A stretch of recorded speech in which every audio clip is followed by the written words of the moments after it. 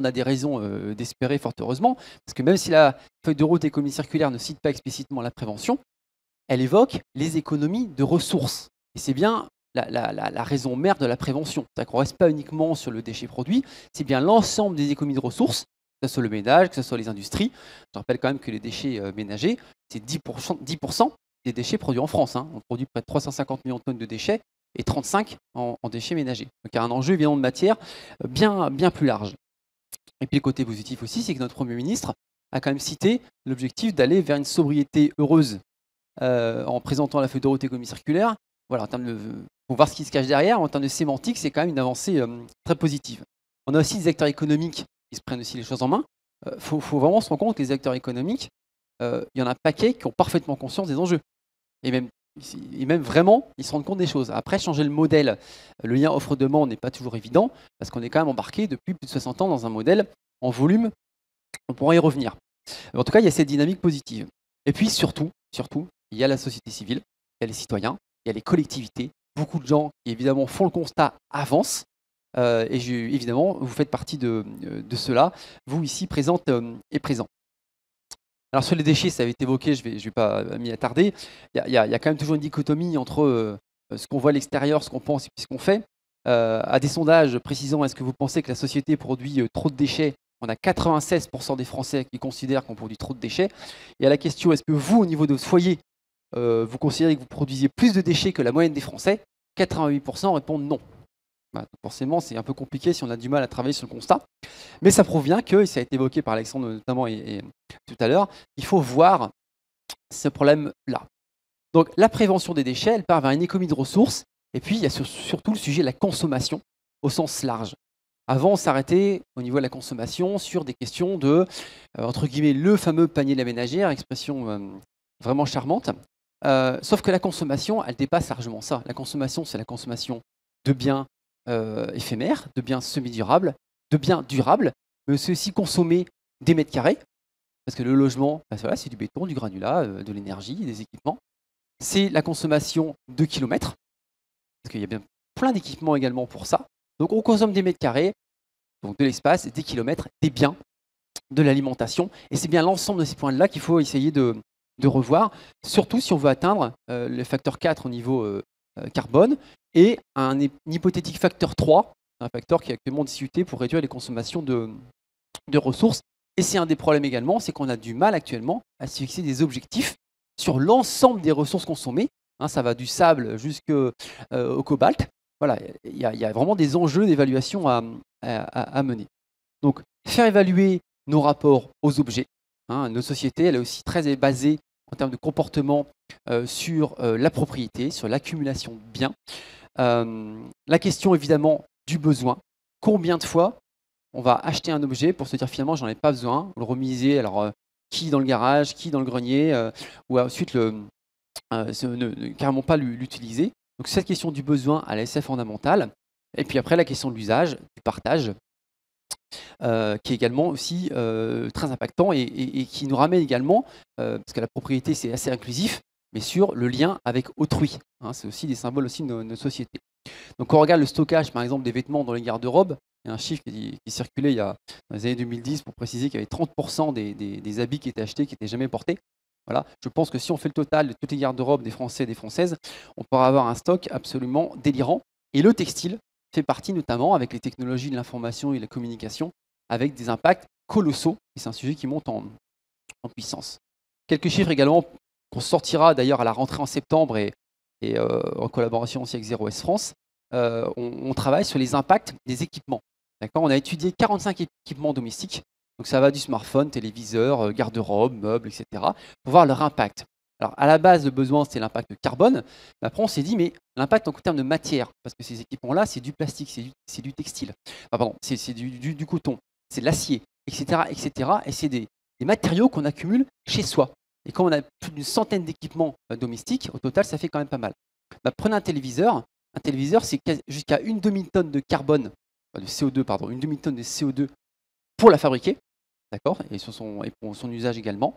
C'est 11 kg de matière, alors sachant que c'était 75 kg quand on avait les anciennes télé cathodiques. Hein, c'est quand même 11 kg de matière, mais beaucoup cartes électroniques, etc., qui sont extrêmement impactants. Et si après, derrière, on arrive sur la matière mobilisée, c'est-à-dire tout ce qu'il a fallu pour extraire, etc., on est à plus de 2 tonnes. D'accord? Donc on affinera ces chiffres-là à la rentrée, on est en train de les finaliser, mais ce sont des ordres de grandeur. Et ça, fois tous les équipements. Et on imagine bien sûr les déchets en fin de vie. Donc, en termes de comportement, de rapport à l'objet, le suréquipement, le surdimensionnement, voilà, la diagonale de télévision, le renouvellement trop fréquent des produits, smartphones et autres, ce sont des sujets fondamentaux, tout comme l'allongement de la durée de vie des produits. Alors, comment on peut changer? D'abord, il faut positiver. Parce que si on amène les gens en disant on va finir avec les pots de bête, c'est pas vous que je vais le dire, on aura du mal. Donc il faut aller vers un monde heureux, il faut une consommation agréable, une consommation juste, et juste parce qu'elle prend en compte justement ces différentes conséquences sociales, environnementales. Et donc, quand on parle de sobriété, de minimalisme, de frugalité, les industriels parlent de frugalité, très bien, c'est la sémantique, les mots ont leur sens, mais ça veut bien dire quand même repenser, encore une fois, ces modes de vie. Et quand on prend l'exemple, par exemple, d'un stop pub, le stop pub, en termes de prévention, c'est bien pour éviter 20 à 30 kilos de papier dans les boîtes aux lettres, mais c'est surtout bien parce qu'on ne génère pas des besoins qui n'apparaissaient pas forcément dans notre quotidien. Hein, quand on regarde les pubs, comment j'ai fait pour vivre sans l'aspirateur cafetière intégré, parce que peut-être j'en avais pas besoin. Et donc si on attend de faire ressentir le besoin, on évite de générer les besoins, et c'est évidemment la question de la publicité. Donc, consommation agréable, utile, juste. Revoir également les normes sociales, parce que vous savez très bien qu'il y a un mimétisme extrêmement fort, il y a des codes sociaux qui disent qu'il faut posséder telle chose pour pouvoir exister dans la société. Hein. À une époque, c'était le pavillon, la grosse voiture et puis le chien. Ces normes évoluent. Donc, il faut contribuer à faire évoluer ces normes pour que justement des modes de vie sobres soient reconnus, partagés par tous. Alors évidemment, il faut éviter l'effet de mode, hein, qu'on arrive pendant 3 ans et qu'on reparte sur autre chose derrière. La mode étant également aussi parfois un revers assez difficile. Mais voilà, ces valeurs et ces codes, c'est ce genre d'événements notamment qui permettent de les créer parce que ça montre qu'il y a une volonté de faire évoluer les choses. Et l'ADEME a voulu suivre une douzaine de foyers là, il y a à peu près 1 an pour juste montrer que, alors quelle que soit leur classe sociale, il y avait des retraités, il y avait des cadres, il y avait un petit peu de tout, de dire, mais ces gens qui produisent très peu de déchets, hein, des volontaires qu'on a sollicités, ils produisent très très peu de déchets, et ils sont heureux. Hein. On a pris un indice de la fabrique Spinoza qui permet d'évaluer avec pas mal de questions l'indice du bonheur. Alors évidemment, c'est totalement subjectif, enfin on essaie d'objectiver au maximum, et ces gens-là étaient largement au-dessus de la moyenne des Français. Donc en gros, ce ne sont pas des écolo-warriors, ce ne sont pas des gens d'une caste particulière, ce sont des gens, ils sont heureux parce qu'ils ont réussi à se détacher de l'objet, parce qu'ils ont réussi à éviter l'accumulation, parce qu'ils se sont dit qu'ils ont contribué évidemment à un volet citoyen fort, etc., etc. Donc tous ces gains bénéfiques pour soi et pour la collectivité, il faut les mettre en avant. Et bien sûr, l'objectif, c'est d'aller vers du moins et vers du mieux. Et aller vers du mieux, parce que la question du modèle économique, elle est évidemment arrivée tout à l'heure, comment on fait? Parce que dès qu'on parle, et on a souvent la question de sobriété, sobriété, décroissance, chômage, etc., etc. Non, bien sûr que non. Il faut évidemment de l'emploi, il faut évidemment la croissance. Mais la question, c'est quelle croissance? Alors déjà, on peut créer de l'emploi. La réparation, l'allongement de la durée de vie des produits sont des sujets qui créent l'emploi, qui créent des boucles locales. D'accord? C'est ça qui est assez fondamental.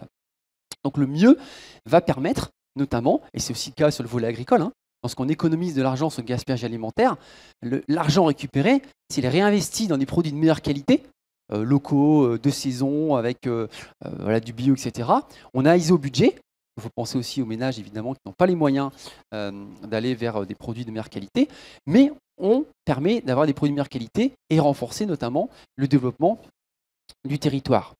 Donc sur ces modèles économiques, alors bien sûr, on est dans des modèles en volume, hein, depuis encore une fois plusieurs dizaines d'années. Il faut sortir ce modèle en volume parce qu'il ne pousse pas évidemment à la durabilité des projets. Et puis lorsqu'on est sur des marchés saturés, hein, c'est le cas des réfrigérateurs, quasiment des téléviseurs, la seule façon de vendre, c'est de l'innovation, de l'innovation, de l'innovation. Et donc on a beaucoup d'objets qui sont évidemment mis au rebut alors qu'ils fonctionnent encore. Donc il faut privilégier l'immatériel sur le matériel, l'usage sur la possession. Et on peut citer comme exemple notamment l'économie de la fonctionnalité, hein, qui vise vraiment à travailler ce qu'on appelle les effets utiles.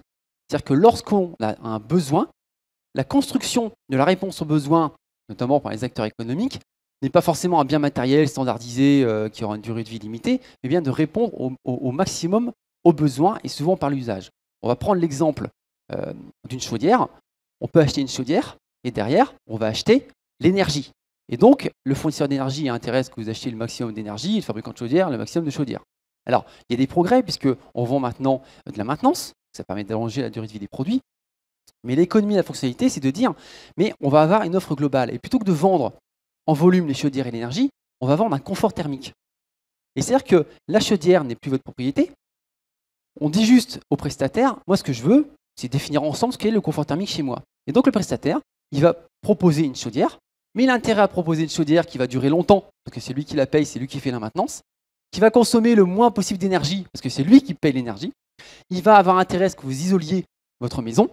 Donc, en prenant en main les choses comme ça, il a intérêt à limiter les coûts pour répondre à votre cahier des charges, qui est le confort thermique que vous avez déterminé. Donc ça crée une relation complètement différente. Il faut s'entendre sur le confort thermique, sur la réponse aux besoins, et ça met en relation d'autres acteurs.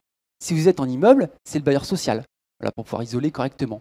Ce sont les artisans autour, etc., etc. Donc on redéfinit ce besoin et avec l'ensemble des parties prenantes et non pas une relation directe client-fournisseur unique, linéaire. Donc ça, c'est un sujet extrêmement intéressant.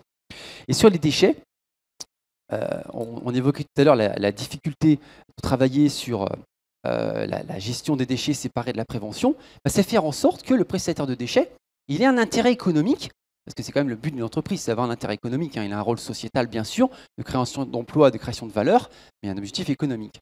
Donc c'est à faire en sorte que sur la gestion des déchets, il y ait un intérêt économique. Donc si dans le cahier des charges, on lui met, vous êtes rémunéré sur les objectifs de prévention qu'on vous détermine, voilà, votre objectif c'est de baisser de 20% la quantité de déchets que vous collectez et que vous traitez, dans ce cas, tout le monde est gagnant.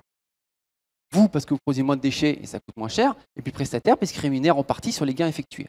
Donc voilà, il faut trouver des modèles économiques gagnant-gagnant, mais basés sur des objectifs de réduction et non pas de volume.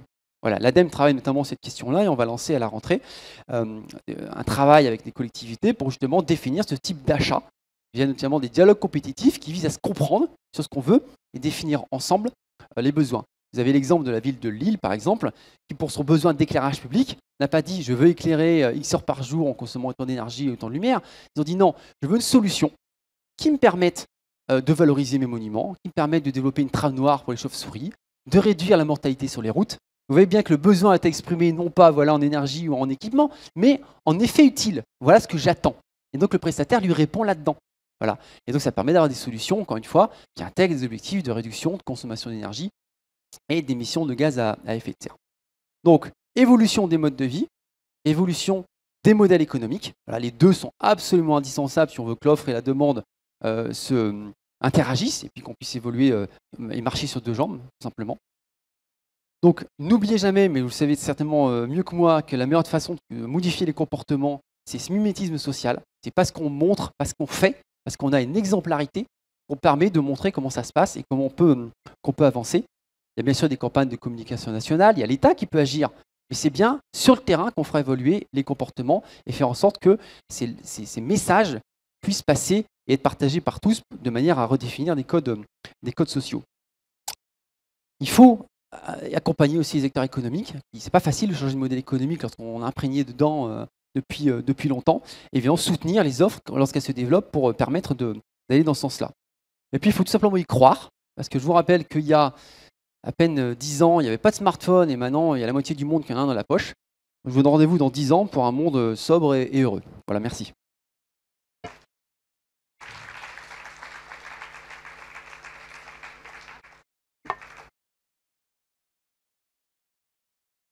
Merci beaucoup Pierre pour cet exposé. J'ai quelques petites questions pour poursuivre la discussion avant qu'on passe à la table ronde suivante.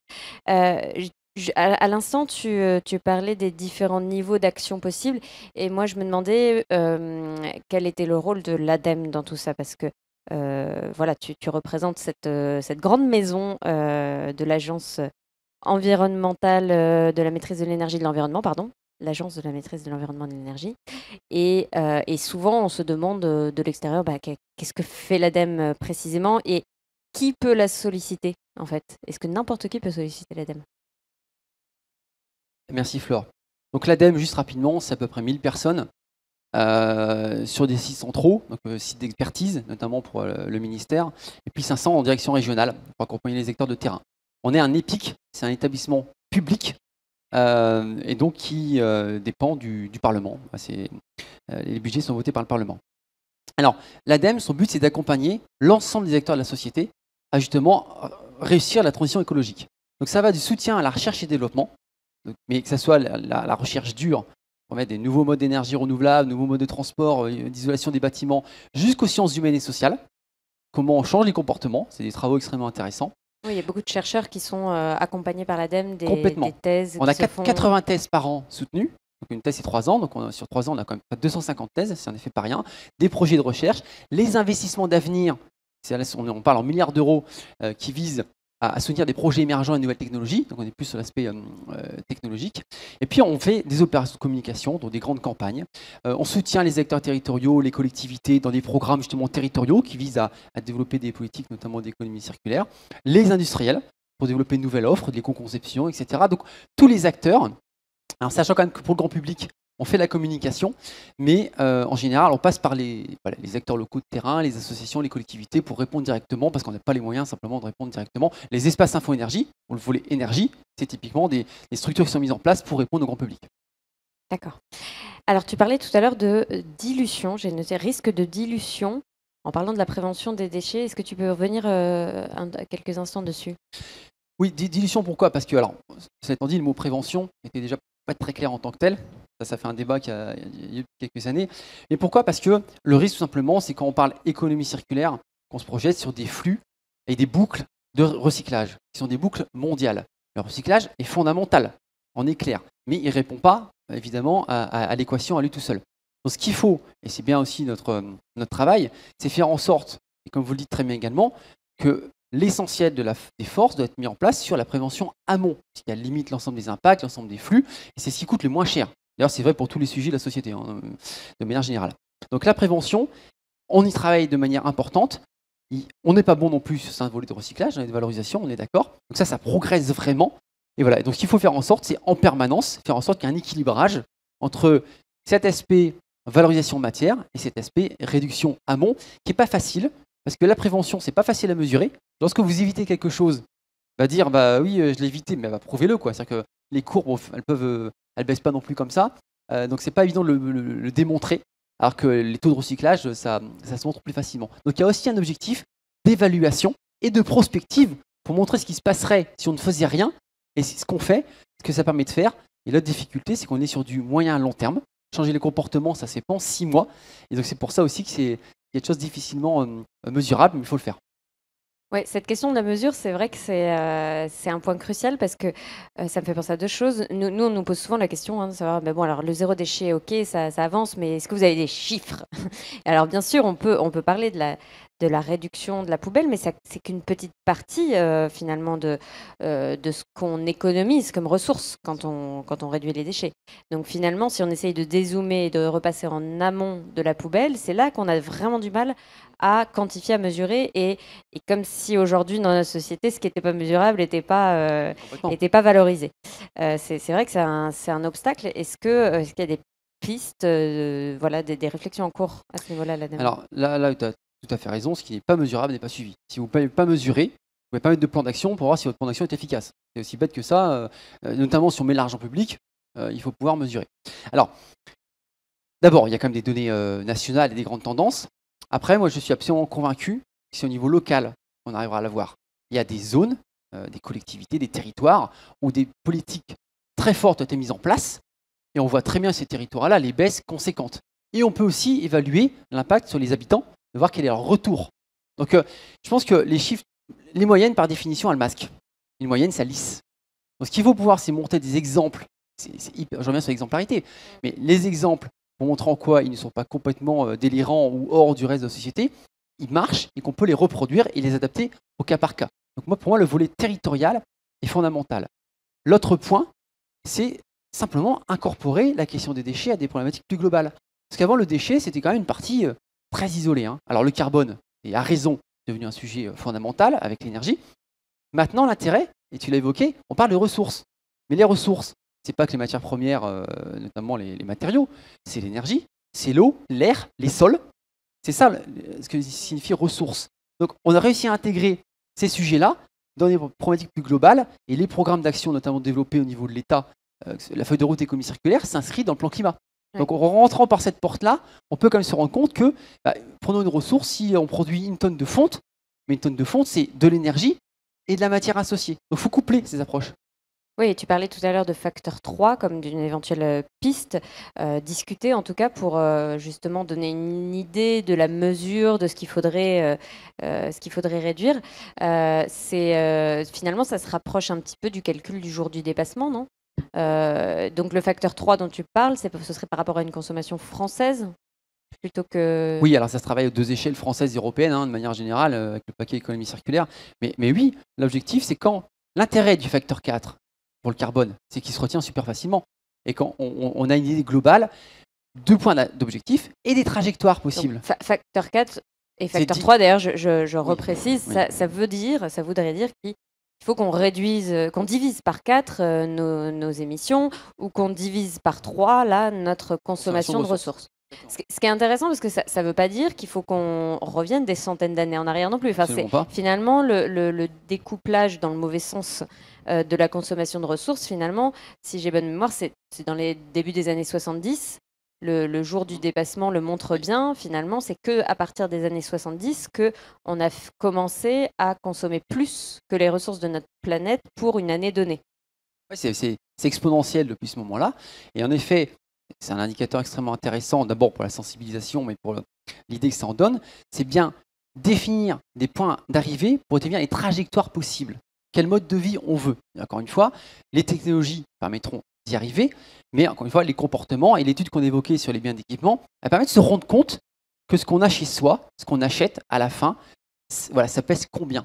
Voilà. Et donc voilà, ça fait partie des éléments. Il y a plein de travaux qui vont être aussi mis en cours. On va développer des bilans matière pour les entreprises pour qu'elles se rendent compte de ça dans leurs achats, etc., etc. Encore une fois, l'essentiel, c'est qu'on travaille avec tous les acteurs. Il n'y a pas pointé du doigt tel ou un tel. On fait tous partie d'un modèle économique dans lequel on s'insère depuis des années. Et voilà, il faut avancer ensemble. Juste un point qui n'a pas grand-chose, enfin si, tout est lié bien sûr, mais un point très différent, mais sur lequel je pense que c'est important qu'on revienne. Il y a un levier aussi qui est utile à la fois vis-à-vis des acteurs économiques, mais aussi des citoyens, c'est celui de la fiscalité, la tarification incitative. C'est dans la feuille de route économie circulaire, à nouveau, parce que c'était déjà dans le Grenelle de l'environnement. Donc, qu'est-ce qu'on peut faire pour que ça avance vraiment dans les prochains mois, dans les prochaines années, dans les collectivités françaises? Alors déjà, on a des objectifs ambitieux. C'est couvrir 15 millions de Français et Françaises en 2020 et 25 millions en 2025. On a 5 millions actuellement. Donc, voilà. Mais il y a du potentiel. Ce qui est déjà pas mal, parce que 5 millions de personnes, ça veut dire qu'on a quand même fait pas mal de tests. Oui, exactement. Notamment en milieu rural. Pourquoi? Parce que collecter des poubelles pucées en milieu pavillonnaire ou en tout cas en maison individuelle, c'est plus facile qu'avec dans des grandes bars où là, il faut quand même des installations, des puçages plus compliqués. Mais ça se fait, vu que Besançon l'a fait. Besançon, c'est pas que des yourtes sur 20 km². Donc, la tarification incitative, c'est vraiment intéressant parce qu'à partir du moment où, encore une fois, on paye sur les déchets qu'on produit, on prend conscience, tout simplement, des déchets qu'on produit. Sinon, on ne prend pas conscience. Qui peut dire combien il paye d'impôts en TEOM, par exemple, en taxe d'enlèvement des ordures ménagères, c'est la majorité. Voilà, sur sa taxe foncière. Franchement, on peut faire un sondage, personne ne le sait. Voilà. On ne le sait pas, on ne fait pas gaffe, ça fait partie des frais, j'ai envie de dire, fixes. Donc voilà. Après, il faut faire attention parce que, évidemment, des familles nombreuses qui produisent des déchets, malheureusement, parce que c'est pas toujours évident, il faut trouver des systèmes compensatoires pour ne pas pénaliser ce type de famille. Mais c'est hyper efficace. Là où il faut qu'on progresse, c'est qu'il y a parfois des écueils. Au début, les premiers mois, il y a des dépôts sauvages. Voilà, les gens, ils ne mettent pas dans la poubelle et puis ils vont balancer dans la campagne ou je ne sais pas où. Eh bien, si on ne met pas ces mesures adéquates, c'est-à-dire une police adaptée, police municipale souvent, pour les premiers, on leur ramène leurs déchets, on met des pénalités, qu'on explique, il faut énormément de pédagogie pour montrer l'intérêt de la chose, qu'on peut in fine réduire les coûts, avoir un gain individuel et collectif. Voilà, il faut prendre ce temps. Je pense que l'essentiel, c'est accompagner le changement et la transformation. Merci beaucoup. Merci beaucoup. Voilà, on peut t'applaudir. Je voyais une main se lever. Malheureusement, la configuration de la salle là, ne nous facilite pas beaucoup la tâche pour prendre des questions. Et puis en plus, on a un timing assez serré. Mais en fait, l'avantage, c'est qu'on a plein d'espace dans le cadre du festival. À l'extérieur, c'est très agréable aussi. Et justement, les intervenants restent un peu avec nous. Donc, il est possible d'aller discuter. Voilà. Donc, n'hésitez pas. Merci beaucoup encore